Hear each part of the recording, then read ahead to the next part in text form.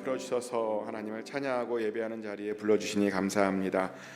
아버지 하나님, 우리가 간절히 소망하는 것은 우리의 방금 찬양의 가사 그 고백대로 물이 바다를 덮은 같이 여호와를 인정하는 것이 온 세상에 가득해지기를 원합니다. 아버지, 우리의 기도로 그 일이 이루어지게 하여 주시고 우리의 열심으로 하나님, 우리의 예배로 그 일들이 이루어지는 것을 보게 하여 주시옵소서. 오늘 특별히 가정에 대해서 나누려고 합니다. 우리의 가정들을 하나님 말씀을 듣는 가운데 하나님께서 만들어 주시옵소서. 하나님께서 보시기에 아름다운 가정으로 하나씩 하나님 말씀을 듣는 가운데 주님께서 친히 만들어 주시고 다듬어 주시옵소서. 오늘도 기대합니다. 예수 그리스도 이름으로 기도드렸습니다. 아멘. 오늘 같이 나눌 말씀은 베드로전서 3장 8절부터 9절까지 말씀입니다. 우리 다 같이 한 목소리로 읽겠습니다. 마지막으로 말하노니 너희가 다 마음을 같이하여 동정하며 형제를 사랑하며 불쌍히 여기며 겸손하며 악을 악으로 욕을 욕으로 갚지 말고 도리어 복을 빌라. 이를 위하여 너희가 부르심을 받았으니 이는 복을 이어받게 하려 하심이라. 아멘. 어떤 가정사역자가요 이런 질문을 하더라고요. 여러분 주변에 혹시 아주 훌륭하게 결혼 생활을 잘하고 있는 부부를 혹시 알고 계시냐? 이런 질문을 하셨어요. 그러니까 결혼 생활을 잘하고 있는 부부를 혹시라도 알고 있느냐? 그러면서 그분은 자신 있게 이 질문을 던진 다음에 어떤 말을 하셨냐면 아마 없었을 거라고 말씀하시더라고요. 그분의 말씀에 따르면 오늘날 대부분의 부부들이요 가정생활 속에서 행복을 누리고 있지 못하답니다. 꽤 많은 부부들이 이혼 위기 직전에 놓여 있답니다. 그래서 오늘날은요 어떤 말도 있냐면 결혼한다는 것은 위험천만한 일이다 라는 말까지 생기고 있답니다. 근데 실제로 요즘 이혼 통계만 봐도요 그런 것 같기도 합니다.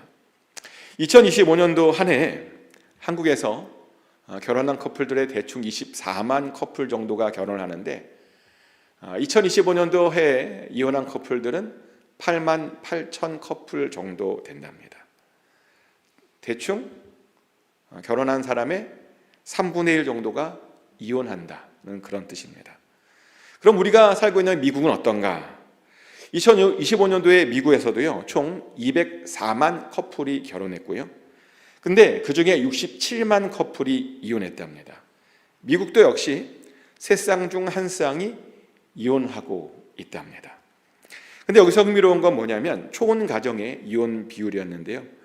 미국도 그렇고 한국도 그렇고 초혼 가정의 대략 40%가 결혼 후 3년 안에 이혼하고 있답니다. 그리고 자녀 때문에 이혼하지 않고 있지만 이혼하고 싶어하는 가정들도 꽤 많다고 합니다. 그러다 보니 요즘 젊은이들이 뭐라고 말하냐면 결혼이 무섭대요. 이혼할 거면 뭐하러 결혼하느냐라는 말도 합니다. 그러면 정말 이 결혼에는 아무런 소망이 없는 것인가? 그렇지 않습니다. 사실 이 결혼이라고 하는 제도는 절망적인 제도가 아닙니다. 기대 이상으로 사실은 성공할 수 있는 제도입니다. 왜냐하면 이 결혼은요 우리를 창조하신 하나님께서 디자인하신 그런 것이기 때문입니다. 가정은 뭐냐면 하나님께서요 가장 처음으로 만드신 공동체이자 교회입니다. 그래서 가정은 하나님 나라에 살게 될 사람들의 그런 모델이기도 합니다. 그래서 하나님 나라를 미리 경험하기 위해서라도 우리는 가정에서요 성공해야 하는 겁니다. 근데 그것을 하기 위해서 사실은 먼저 돌아봐야 되는 것이 하나 있는데 뭐냐면 부부 사이에 문제가 생겼던 그 첫 번째 단추가 무엇인지 그것을 좀 생각하면 가정을 회복하는 데 도움이 된답니다. 실제로 모든 문제의 가장 처음이 중요하다 그러잖아요. 근데 부부 사이의 문제도 마찬가지랍니다. 처음 문제를 알아야 된답니다. 그래야 나머지 문제들도 차례로 풀 수 있답니다.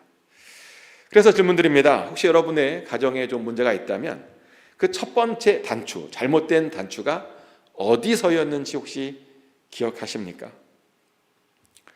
어떤 목사님께서는 신혼여행 때부터 단추가 잘못 끼워졌다라는 고백을 하시더라고요.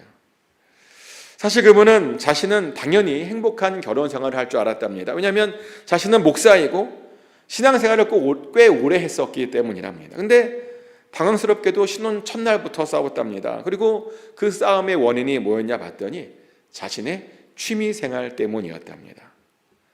그분은 축구 경기 보는 걸 그렇게 좋아했대요. 근데 하필 그 결혼식 날에도 아주 중요한 축구 경기가 있었답니다. 그래서 그 목사님이요, 그 결혼식 날에도 그 축구 경기가 너무너무 보고 싶었답니다. 그래서 결혼식 날에 그 축구 생각을 하느라 결혼식이 어떻게 진행되었는지 하나도 기억이 안 날 정도였답니다.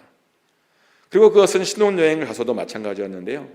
아내는 이제 신혼여행 가서 아름다운 경치를 함께 보길 원했는데, 근데 그 목사님은 그 축구 경기를 보고 싶고 그 결과가 너무 궁금했답니다. 그러다가 자신이 응원하는 팀이 져버렸대요. 그래서 갑자기 기분이 안 좋아지더랍니다. 신혼여행을 왔는데 기분이 상했답니다. 얼마나 기분이 상했냐면요, 아내가 자신 때문에 더 기분이 안 좋았는데 그것도 눈치채지 못할 정도로 자신의 기분이 상했답니다. 그러면 그 목사님이 그런 말씀하시더라고요. 신혼여행 내내 아내분이 별로 말이 없어서 원래 자신의 아내는 말이 없는 줄 알았대요. 그 결과 신혼여행 첫날부터 싸우는 최악의 여행을 했고요. 그리고 그 싸움은 신혼 내내 계속 이어졌답니다. 그리고 그것은 그 목사님에게 아주 충격이었는데요. 왜냐하면 그 목사님은 여전히 그 아내를 사랑하고 있었기 때문이랍니다. 근데 단지 축구를 그냥 좋아한 것 뿐이랍니다. 근데 자기의 취미가 그렇게 아내와 갈등을 일으킬지 몰랐다는 거죠. 근데 어느 순간요, 정신 차리고 보니까 서로가 서로에게 서서히 실망하고 있었고요. 그리고 사랑하는 마음이 미움으로 바뀌고 있더랍니다. 그래서 긴급하게 결단을 내려야 했답니다. 왜냐하면 그대로 가다가는 정말 이혼할 수도 있는 것이었기 때문이랍니다. 결혼 전에는 모범이 되는 아름다운 크리스찬 가정을 만드는 것이 목표였는데 그 목표를 이루기는커녕 이혼을 하게 생겼으니 정신이 번쩍 든 겁니다. 그래서 그 목사님이 선택한 것은 뭐냐면 아내를 무조건 축복해 주는 것이었답니다. 보니까 자기가 성도님들만 축복을 빌어주더랍니다. 성도님들만. 오늘 본문을 읽어보면, 오늘 아까 처음 읽었던 그 본문을 보면 원래 우리가 서로 형제들을 동정하라고 하죠. 형제들을 불쌍히 여겨주라고 되어 있습니다. 그러면 악을 악으로 갚지 말고 욕을 욕으로 갚지 말고 축복해 주라고 되어 있습니다. 그래서 그 목사님도 그 말씀을 따라서 형제 자매들을 열심히 축복해 주었답니다. 근데 보니까 정작 자신의 아내에게는 그런 축복을 하나도 해주지 않았답니다. 그래서 결단을 하고 다른 형제들을 동정해 주었던 것처럼 자기의 아내도 동정해 주었답니다. 다른 형제들을 불쌍히 여겨주었던 것처럼 자기의 아내도 불쌍히 여겨주었답니다. 그렇게 아내도 축복해 주었답니다. 그랬더니 그 부부관계가 점점 나아졌다라고 하는 그런 간증을 본 적이 있습니다. 나름 위기를 깨닫고 결단을 하고 노력을 했더니 다시 관계가 회복되었다는 거죠. 그래서 이런 것을 통해서 알게 되는 것은 뭐냐면 행복한 가정이라고 하는 것이 그냥 이루어지지 않더라는 겁니다. 행복한 가정을 만들려면요, 각자가 노력을 해야 한다는 거죠.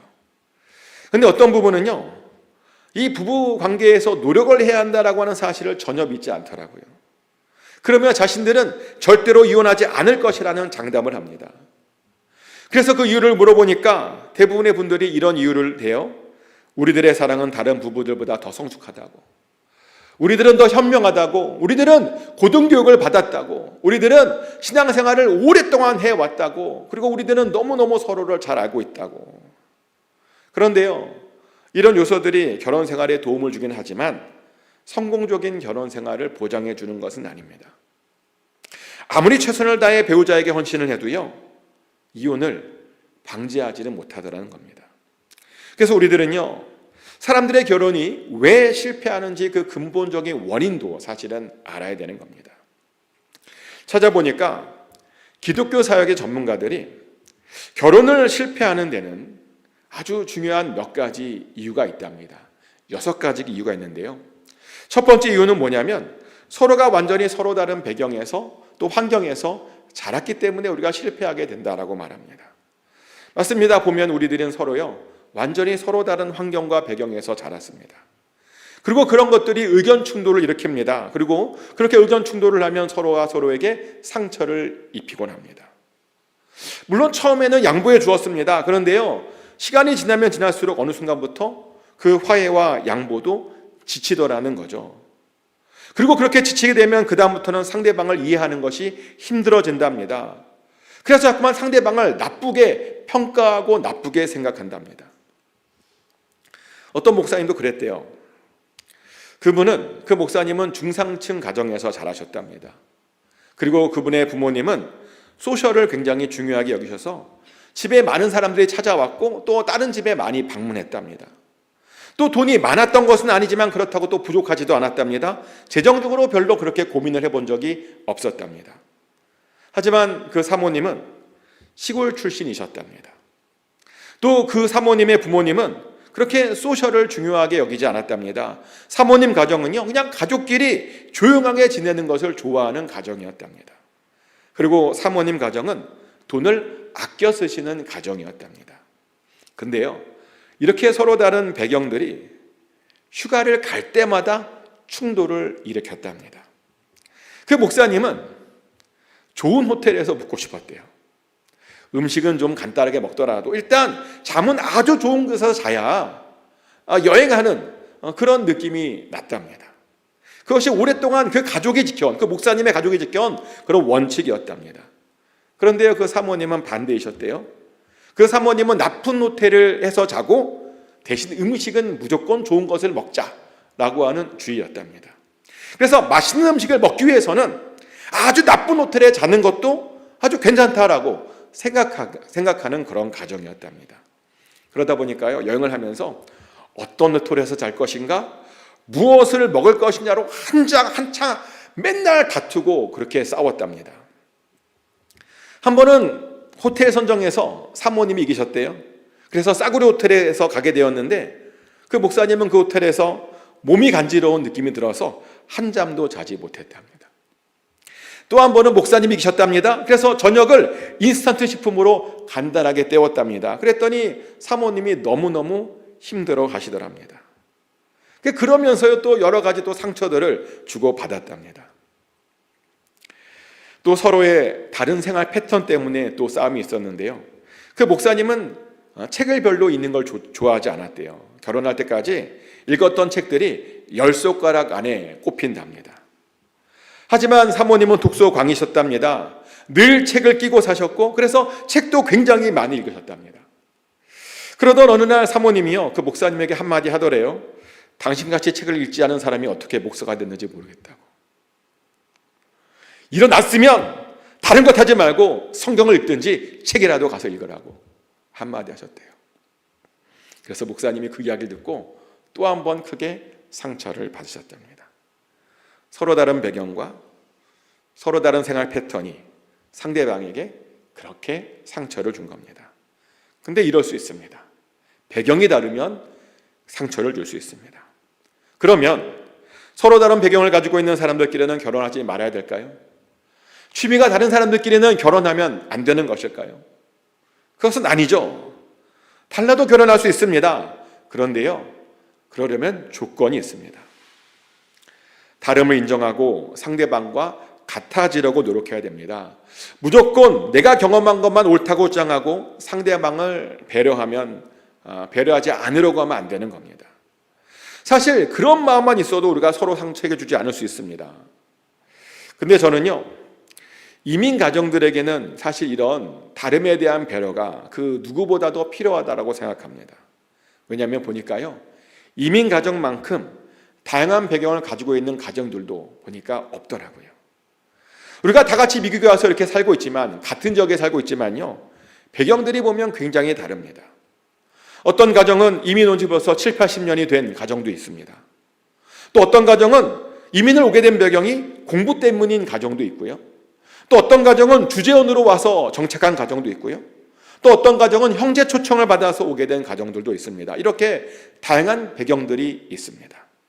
그러다 보니 그 이민자의 자녀들의 그 결혼 상대방을 보잖아요. 그러면 역시 굉장히 다른 배경들을 가지고 있는 것을 보게 됩니다. 그래서 이민자 가정들은요, 그 어떤 사람들보다 더욱더 서로 하나가 되려고 노력해야 됩니다. 그러면서 명심해야 될 것이 있습니다. 다름은 틀린 것이 아닙니다. 나와 다르다고 절대로 잘못된 것이 아니라는 겁니다. 다르면 맞추면 되는 겁니다. 그러며 다름을 이해하면 되는 겁니다. 그래야 행복한 가정을 이룰 수 있는 겁니다. 또 두 번째로 결혼이 실패하는 두 번째 원인은요, 부부 사이를 50대 50이라고 생각하기 때문이랍니다. 대부분의 부부들이 결혼을 50대 50의 관계라고 생각한답니다.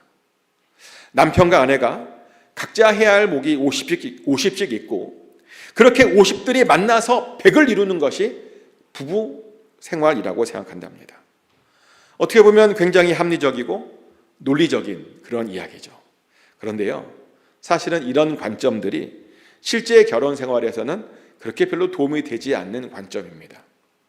왜냐하면 배우자가 자신의 몫인 50을 항상 수행해야 된다라고 하는 생각을 가지게 되면 우리는 그 상대방이 50을 수행했는가 말았는가 거기에만 관심을 가지게 되기 때문입니다. 그리고 나는 50을 수행했다고 생각하지만 상대방은 그렇지 않게 생각할 수도 있기 때문이죠. 그러다 보니 50대 50이라고 생각하면요, 항상 억울하다는 생각을 갖게 된답니다. 나만 손해보고 있다라고 하는 느낌을 받게 된답니다. 그래서 내가 손해보지 않으려고 더 많이 요구한답니다. 그래서 더 감시하고 더 비판한답니다. 그러면 계속 다툼이 끊이질 않는답니다. 실제로 요즘 이런 문제로 이혼하는 젊은 가정들이 그렇게 많대요. 아마 들어보셨을 거예요. 엑셀 부부라고. 엑셀 부부가 뭔지 아십니까? 결혼비용, 생활비, 가사노동, 심지어 양가 방문 횟수까지 엑셀 파일로 꼼꼼하게 기록해서 정확히 5대5로 철저히 나누는 부부들이 바로 엑셀 부부랍니다. 근데 요즘 이런 모습들이요, 젊은 세대를 중심으로 유행하고 있는 모습이랍니다. 근데 문제는 반반씩 하려고 했는데 하면 할수록 억울해진다는 거죠. 그러다 보니 그 엑셀을 보고 누가 50보다 덜 했는지를 가지고 서로 싸우는 일이 많다랍니다. 그래서 나중에 이혼을 하게 될 때는 그 이혼의 증거로 내미는 것이 바로 이 엑셀 파일이랍니다. 제가 더 안 해서 문제라고. 그런데요, 부부관계란 그런 식으로 가면 안 됩니다. 부부관계란 손해를 자처해야 유지될 수 있는 겁니다. 내가 더 손해보려고 해야 행복해질 수 있는 것이 부부관계라는 겁니다. 그리고 당연히 내가 손해보는 것이 맞죠. 사랑해서 결혼한 거잖아요. 그럼 뭔가 더 해주고 싶은 것 아닙니까? 근데 왜 갑자기 그렇게 사랑이 변질되었는지 모르겠습니다. 그리고 또 세 번째로 결혼이 실패하는 또 다른 요인은 우리의 죄성 때문입니다. 우리들에게는 아담과 하와로부터 유전된 죄성이 있습니다. 그리고 그 중에는요, 남 탓을 하는 것이 있습니다. 아담과 하와가 그랬잖아요. 하나님께서 누가 선악과를 먹게 했냐라고 아담에게 물어보니까 아담이 하와 때문이라고 말합니다. 그래서 하와에게 또 물어봤더니 그 모든 것들은 뱀 때문이라고 말합니다. 자신이 먹었으면서, 그리고 자신이 결정했으면서 모든 것들을 그렇게 다 남 탓으로 돌렸다는 겁니다. 근데 이런 남 탓이요, 보니까 우리의 죄성으로 그대로 남아있더라는 거죠. 그래서 이런 남 탓으로 또 죄성으로 배우자에게 상처를 줍니다. 때로는 영적으로, 때로는 심리적으로, 때로는 육체적으로 상처를 주는 그런 부부들이 있습니다. 가끔 들려오잖아요. 누가 누구를 때렸다는 둥, 누가 누구에게 큰 어떤 폭력을 가했다는 둥. 분명 그 커플들도 처음에는 사랑해서 결혼했을 겁니다. 서로 상대방에게 헌신을 다짐했을 겁니다. 그런데도 그런 최악의 결과들을 맞은 겁니다. 그런데 그런 일들이 생기는 이유가 보니까 우리 모두가 다 죄인이기 때문입니다. 그런데요, 그렇다고 해서 우리가 죄인이니까 원래 그런 거라고 그렇게 쉽게 생각하면 안 됩니다. 우리는 죄인 맞습니다. 하지만 우리는 죄와 싸워야 하는 죄인입니다. 그리고 그 죄와 싸워서 이겨야 합니다. 실제로 우리 많은 믿음의 선배들도요, 다 그렇게 자신의 죄와 싸웠습니다. 그 죄들이 자신을 지배하는 것들을 절대로 가만두지 않았다는 겁니다. 그래서 바울도 이런 고백을 했었죠. 로마서 7장 22절부터 24절까지 말씀입니다. 내 속사람으로는 하나님의 법을 즐거워하되 내 지체 속에서 한 다른 법이 내 마음의 법과 싸워 내 지체 속에 있는 죄의 법으로 나를 사로잡는 것을 보는도다. 오라, 나는 공고한 사람이로다. 이 사망의 몸에서 누가 나를 건져내랴. 자신 안에서 지금 마음의 법과 죄의 법이 서로 싸우고 있답니다. 그래서 힘들답니다. 자신은 공고하답니다. 누가 자신을 이 사망의 몸에서 건져낼 수 있겠냐입니다. 바울도 이렇게요, 그 죄가 자신을 지배하지 않게 하려고 아주 치열하게 싸웠습니다. 그래서 사실 우리들도요, 행복한 가정을 이루기 위해서 그 죄와 치열하게 싸워야 됩니다. 우리의 죄성이 절대로 우리를 지배하지 못하도록 치열하게 싸워야 한다는 겁니다. 또 네 번째로 우리의 결혼이 실패하는 원인은 인생의 시련을 어떻게 대처할지 모르는 우리의 무능력 때문입니다. 많은 이들이 성공한 크리스찬의 삶에 대해서 잘못된 오해를 합니다.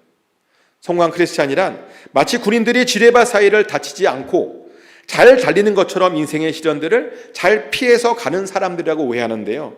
아닙니다. 성공한 크리스찬은 어떤 거냐면요, 사실은 지뢰를 피하는 것이 아니라 지뢰를 밟더라도, 그래서 때로는 다치더라도 끝까지 이 길을 함께 완주하는 사람들이 바로 성공한 크리스찬입니다. 그러다 보니 우리들은요, 싫든 좋든 배우자와 함께 인생의 이 시련들을요 잘 뚫고 지나가야 하는 겁니다. 어려움이 찾아오면 함께 지혜를 모아서 같이 뚫고 가려고 노력해야 되는 겁니다. 근데 이래야 되는데 어떤 부분은요 보면 시련이 찾아오면 상대방 탓을 해요. 내가 당신 만나서 이렇게 고생하는 거야. 알고 있어? 많이 들어본 이야기죠. 내가 당신만 만나지 않았어도 이런 일은 당하지 않았을 거야 라고 남 탓을 합니다. 네, 죄송한 이야기지만 누굴 만나도 고난은 찾아옵니다. 심지어 재벌을 만나도 고난은 찾아옵니다. 하나님께서는 모든 이들에게 다 고난을 주셨습니다. 그러며 그 고난을 그 부부가 함께 잘 극복함으로 더욱더 예수 그리스도를 닮아가도록 계획하셨습니다. 실제로 그런 말이 있습니다. 베드로전서 2장 21절 말씀이죠.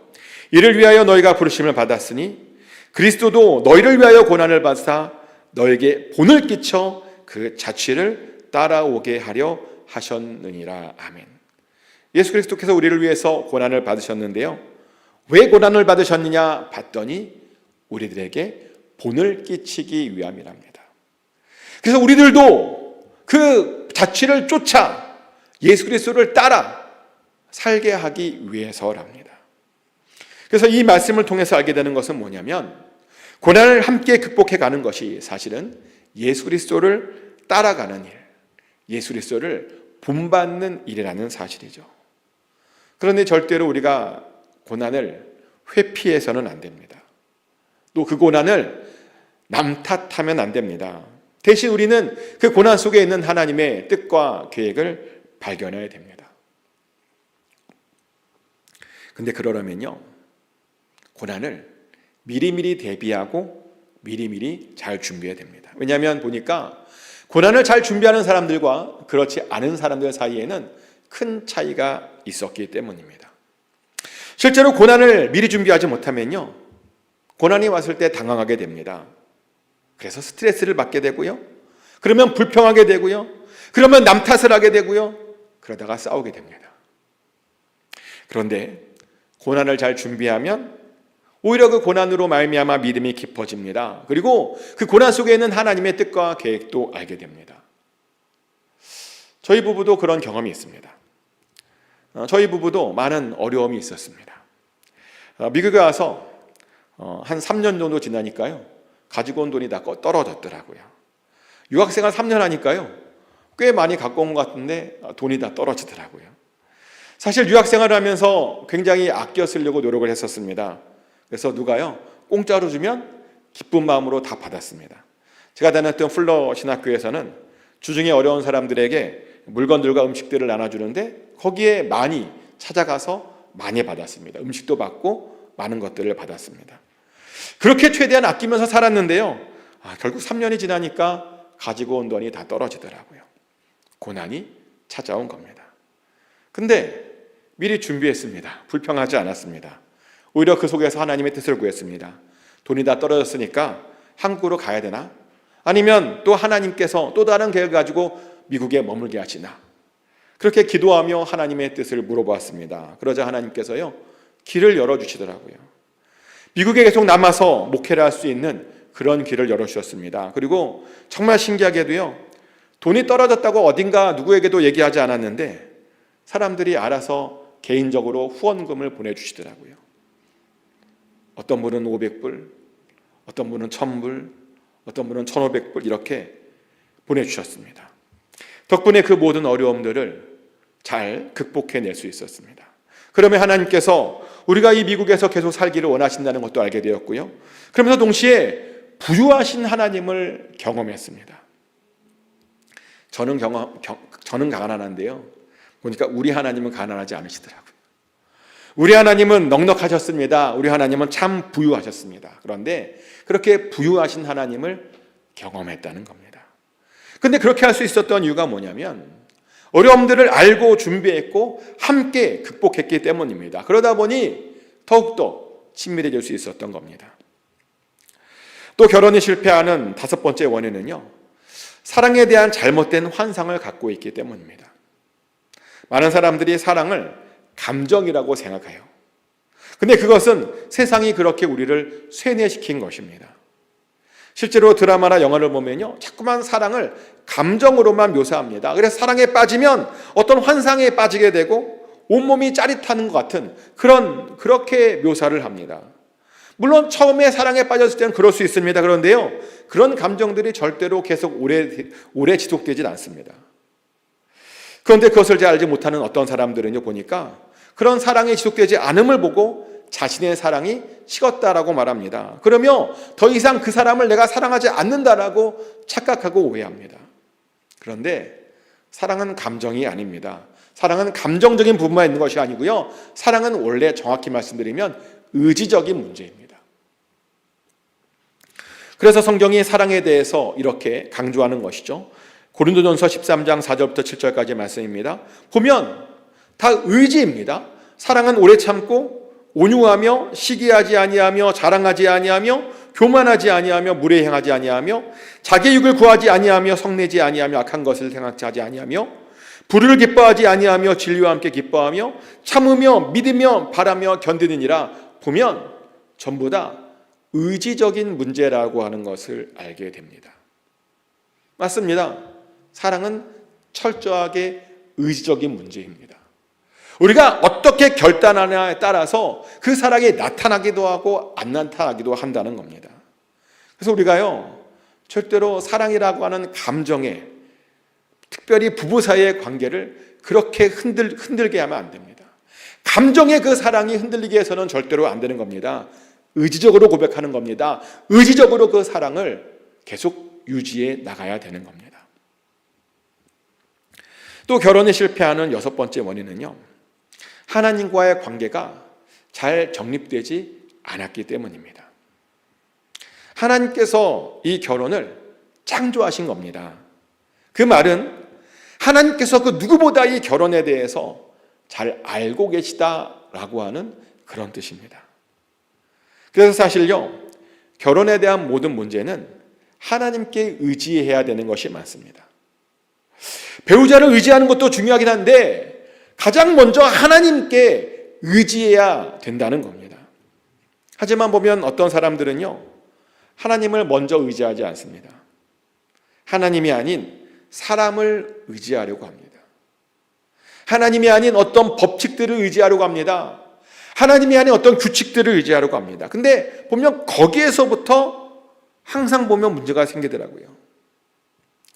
의지를 당하는 쪽에서는 과부하가 걸리고요, 또 의지를 하는 쪽에서는 약한 것을 의지하다 보니 결국에는 넘어집니다. 실제로 그런 커플들이 얼마나 많습니까? 하나님보다 배우자를 더 의지하려고 하다가 그 배우자에게 배신을 당한 커플들이 의외로 많습니다. 그래서 마음에 큰 상처를 입고 하나님을 떠난 사람들도 저는 보았습니다. 그래서입니다. 사람을 의지하지 말고 하나님을 의지하라고 하는 이유가 바로 그 이유 때문입니다. 그리고 우리가 하나님을 더욱 의지해야 하는 또 다른 이유가 있는데요. 왜냐하면 그래야 우리가 하나님의 그 사랑을 닮을 수 있기 때문입니다. 보면 하나님의 사랑은 아주 특별합니다. 하나님의 사랑은 어떤 사랑이냐면 우리가 어떤 사람인지에 관계없이 우리를 무조건 사랑해 주시는 사랑이 바로 하나님의 사랑입니다. 실제로 우리가 죄인 되었을 때부터 우리를 사랑하시고 그런 우리를 위해서 자기 아들을 내어주신 그 사랑이 바로 하나님의 사랑입니다. 즉 무조건적인 사랑이라는 겁니다. 근데 부부 사이에서도 이런 사랑이 필요합니다. 사실 부부로 살다 보면요, 서로 연약함 때문에 당연히 실망하게 될 때가 있습니다. 그리고 그렇게 실망하게 되면 어떤 때는 사랑이 흔들릴 때도 있습니다.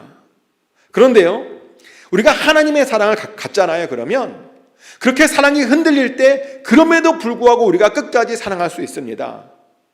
그 사람이 부족하더라도 하나님의 사랑으로, 하나님의 마음으로 다시 그 사람을 사랑할 수 있더라는 거죠. 그래서 보면요, 실제로 하나님과의 관계가 아주 좋은 사람들은, 그래서 하나님의 사랑이 무엇인지를 잘 아는 사람들은요, 일반적으로 부부 관계가 굉장히 좋습니다. 상대방이 완벽해서 좋은 것이 아니라는 거예요. 상대방이 완벽해서 좋은 것이 아니라 서로가 서로에게 하나님의 마음으로, 하나님의 사랑으로 사랑하다 보니 서로의 그 연약함들이 그렇게 자연스럽게 덮어져 버린 것입니다. 그래서요, 하나님과의 관계가 좋으면 사실은 행복한 가정을 우리가 얼마든지 이룰 수 있습니다. 하나님의 사랑이 우리 안에 있으면 어떠한 상황에서도, 어떤 환경에서도 우리가 끝까지 사랑할 수 있다는 겁니다. 꼭 명심하시길 축복합니다. 이제 말씀을 정리하겠습니다. 오늘 우리는 우리들의 가정들이 왜 행복한 가정을 이루지 못하는가에 대한 그 여러 가지 이유들을 같이 살펴보았습니다.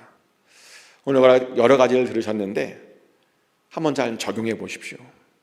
혹시 내가 배우자의 다름을 인정하고 있지 않았는지 돌아보시길 바랍니다.